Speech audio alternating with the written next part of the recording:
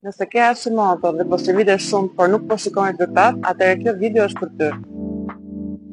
Unë jam Arvisa, jam personal trainer, kam pothuajse 2 dekada që jam e diagnostikuar me Hashimoto dhe për një kohë gjatë mendoja që po bëja diçka gabim.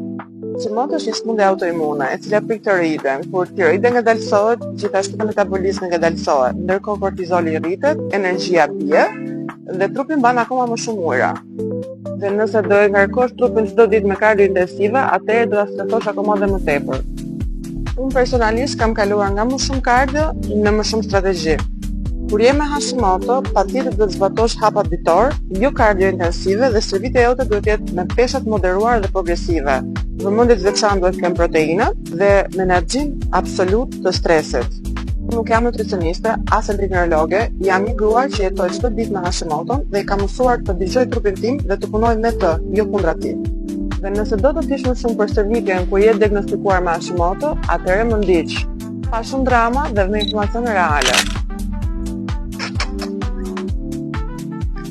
Kur je me Hashimoto, je çmend si puna ime dhe jotja bashkë.